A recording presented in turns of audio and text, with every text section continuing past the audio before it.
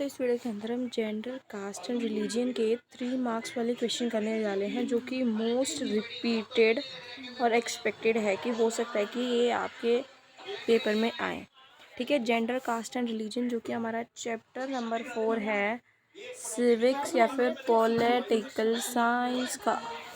ठीक है, तो सबसे पहले जो है ये है हमारे पास चैनल आओ पढ़ाई करें। ठीक है, so don't forget to subscribe first.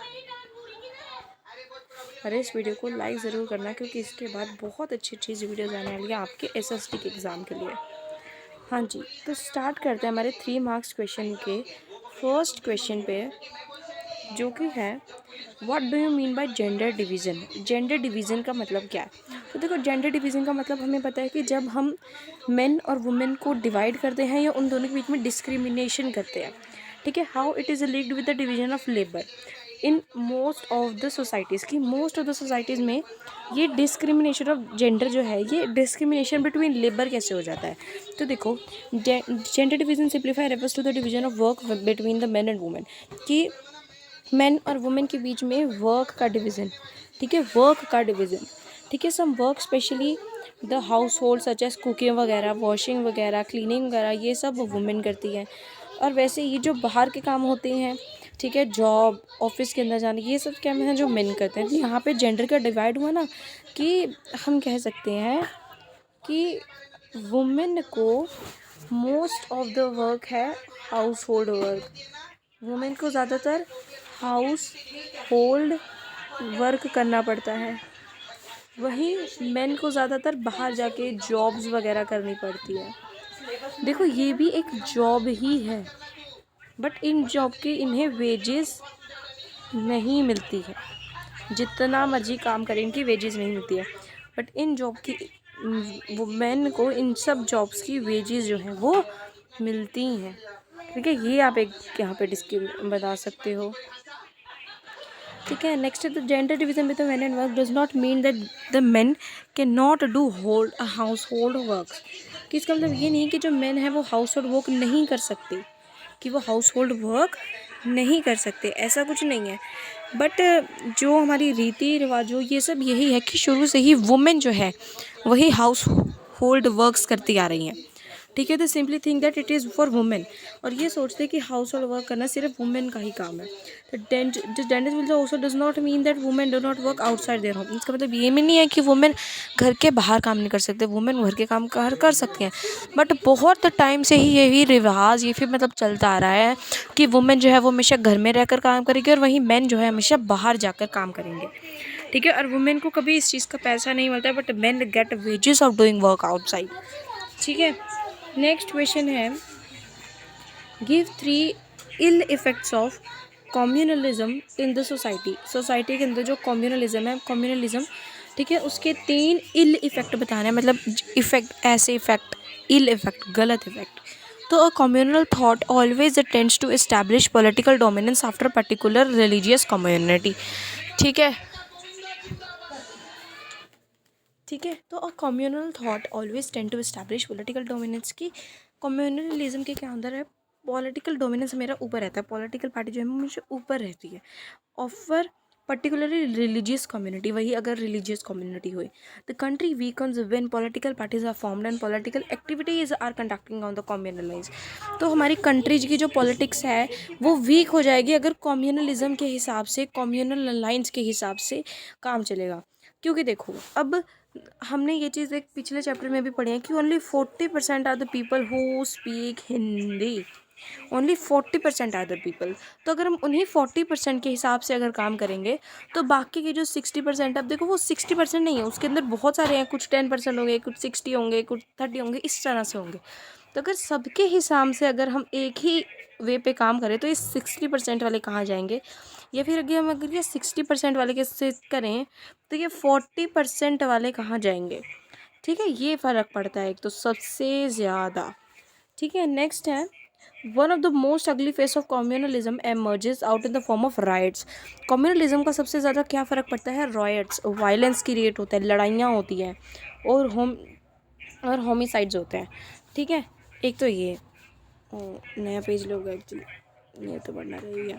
अब नेक्स्ट है, which factors are responsible for the miserable and poor condition of women in India. Women के लिए या वुमेन के जो वुमेन है उनकी बहुत पुअर कंडीशन क्यों है इंडिया में। ठीक है, ये वाला पेन ले लेते हैं। तो सेक्सुअल डिवीज़न ऑफ लेबर, सबसे पहले तो सेक्सुअल डिवीज़न ऑफ लेबर, क्योंकि सेक्सुअली डिवाइड किया जाता है वुमेन को लेबर की। ठीक है, वेजेस उन्हें कम मिलती हैं। इलिटरेसी हम कह सकते हैं, women are, we can't say that every women illiterate, some womens are illiterate. Lack of representation in politics. अब देखो, अब ना हम ये कह सकते हैं कि सब बोलते हैं कि 1/3 of the seats are given to women, but why only 1/3 seats are given to women, हम ये भी चीज़ बोल सकते हैं ना। ठीक है, वो डिस्क्रिमिनेशन इन जॉब के अंदर उनका डिस्क्रिमिनेशन होना, उन्हें हर चीज़ में डिस्क्रिमिनेशन सहनी पड़ती है। ठीक है, ये काट दो। ठीक है, अब नेक्स्ट देखो, right to positive and negative impact each of political each of caste politics relation in India. ठीक है, caste politic relation in India और पॉजिटिव इम्पैक्ट्स। ठीक है, पहले पॉजिटिव इम्पैक्ट्स देखते हैं। तो कास्ट पॉलिटिक्स का मतलब ये है कि जब हम कास्ट के बेस पे देते हैं, किसी को कैंडिडेट बना देते हैं, तो caste politic relationship has helped people from Dalits and OBCs to gain better access to decision making. तो जब कास्ट पॉलिसी की ये भी चीज़ आई थी, तो दलित्स, ओबीसीज, एससीज, एसटीज, ठीक है, एसटीज, इन सब को रिप्रेजेंट करने का मौका मिला था, और इसी वजह से ये डिसीजन मेकिंग में भी बेटर हुए। Now people are making voice for the end of discrimination against particular caste for more dignity and more access to land, other resources, opportunities वगैरह। ठीक है, रिसोर्सेज, हर अपॉर्चुनिटी अगर कास्ट के बेस पे देंगे तब भी डिस्क्रिमिनेशन ऑब्वियसली होता ही है। अब नेगेटिव इम्पैक्ट क्या पड़ा इसका, देखो, it can divert attention from the pressing issues like poverty, development, corruption. इससे क्या होता है, डेवलपमेंट, ठीक है, पॉवर्टी, करप्शन, इस सब चीज़ों के अंदर ये चीज़ें बढ़ती हैं, कम नहीं होती हैं। ठीक है, sometimes a few underprivileged caste get more benefit, ठीक है, while other underprivilege caste remain deprived. कुछ कास्ट को है बेनिफिट्स ज़्यादा मिल जाते हैं। ठीक है, अब मैं एक चीज़ बताती हूँ, जब हमारे स्कूल है ना, उन्हें स्कॉलरशिप मिलती है ओबीसी, एससी, एसटीज़ वालों को, तब ये उनके लिए बेनिफिट है।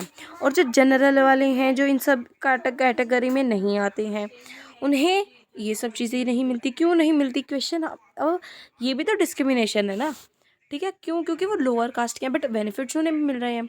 Sometimes also disturb social harmony से, सोशल हारमोनी भी इन सब चीज़ों से डिस्टर्ब होती है। ठीक है, नेक्स्ट देखो, 5th क्वेश्चन, एक्सप्लेन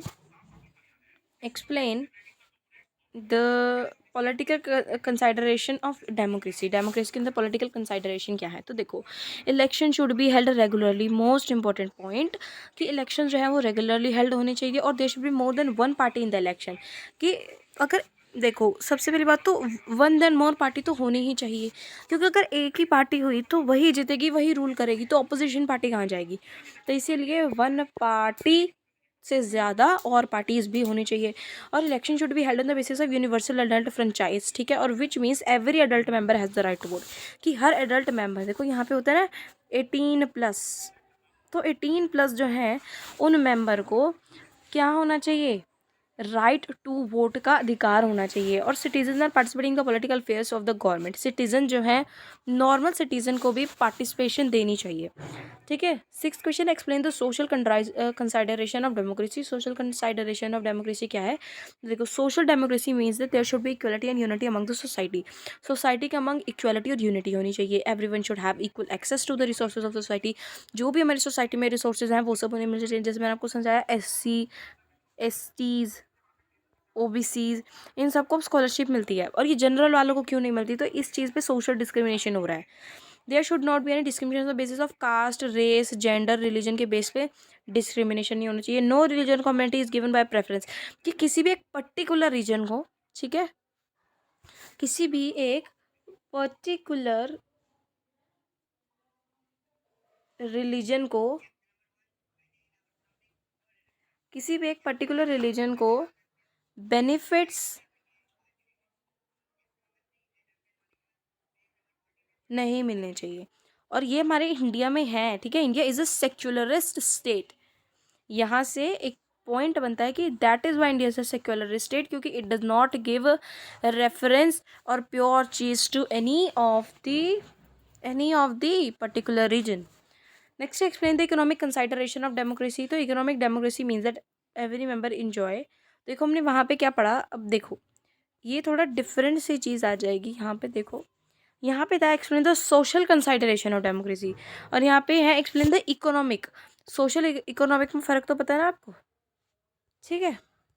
तो देखो एक्सप्लेन द इकोनॉमिक कंसाइडरेशन। तो इकोनॉमिक डेमोक्रेसी का मतलब ये है कि हर मेंबर इंजॉय ज़्यादा कम हर चीज़ को इकोनॉमिक स्टेटस उसके पास होना चाहिए, ठीक है। This means there should be no be large gap between the rich and poor, कि रिच और पुअर के बीच में, सपोज दिस रिच पुअर के बीच में लार्ज गैप नहीं होना चाहिए। और society should not have a small very rich class and a large poor class, कि रिच क्लास जो है वो थोड़ी है और लार्ज पुअर क्लास बहुत ज़्यादा है, ये भी नहीं होना चाहिए। It also mean that government undertake existing social welfare schemes and achieve universal literacy rate, कि यूनिवर्सल लिटरेसी रेट होना चाहिए गवर्नमेंट की तरफ से। इस पे भी काटा मार दे क्या, काटा मार दे क्या, काटा मार दे क्या, काटा मार दे क्या, ठीक है। अब नेक्स्ट है क्वेश्चन हमारे पास, how have the feminist movement helped in improving women's condition. तो फेमिनिस्ट मूवमेंट क्या है, वेट सेकेंड, यहाँ पे हम एक पेज लेते हैं, यहाँ पे हम पहले फेमिनिस्ट का मतलब देख लेते हैं, राइट। फेमिनिस्ट का मतलब होता है, feminist is a type of a person, ठीक है। It is a type of a person, ठीक है। इसकी थोड़ा साइज बढ़ा देते हैं, सब वो समझ में नहीं आएगा। तो फेमिनिस्ट का मतलब क्या है, a person who give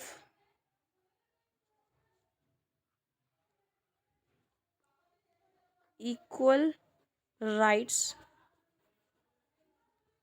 to men and women, ठीक है। ऐसा पर्सन जो वुमेन की हित में हो और वुमेन और मैन दोनों को ही इक्वल राइट दे। या फिर हम ये भी ले सकते हैं, a person who understand the right of women, ठीक है। Who understand the, we can say who understand the rights of women, ठीक है। A person who understand the rights of women, कि जो वुमेन के राइट्स को समझता है, उस पर्सन को हम फेमिनिस्ट बोलते हैं, ठीक है। ये समझ में आ गया। अब देखो यहाँ पे, how have the feminist movement helped in improving the women condition. अब देखो ये पर्सन वही है जो वुमेन के हित में बोल रहा है, तो इससे वुमेन की कंडीशन ऑब्वियसली अच्छी होगी। तो political expression of gender division and mobilisation of the question helped improve the women's rule in the public life, ठीक है। पॉलिटिक्स के अंदर जब वुमेन अपने राइट रख पा रही है, अपने व्यूज़ रख पा रही है, उसे 1/3 of the seats are given to women, तो इस चीज़ में वुमेन की हेल्प बहुत ज़्यादा हुई है ना। Women are working in different occupations, women जो है वो scientist, doctor, engineering, lawyer, teacher सब बन रही हैं, ठीक है। Which were not consider suitable for women, और कुछ टाइम पहले ये चीज़ें वुमेन को सूटेबल ही नहीं होती थी। कुछ पार्ट्स में, जैसे एग्जांपल है स्कैंडिनेवियन कंट्रीज जैसे Sweden, Norway, Finland, participation of women in public life के अंदर बहुत ज़्यादा हाई है, बहुत ज़्यादा हाई है, ठीक है। ये पढ़ लिया हमने। तो यहाँ से हमारा लास्ट क्वेश्चन ख़त्म होता है, ठीक है। यहाँ पे हमने फेमिनिस्ट मूवमेंट के बारे में एकदम अच्छी तरह से समझ लिया है। और यहाँ पे अगर हम एक चीज़ लिखना चाहें, रुको, ठीक है। तो यहाँ पे है, thank you for watching till and, subscribe the channel please, ठीक है जी।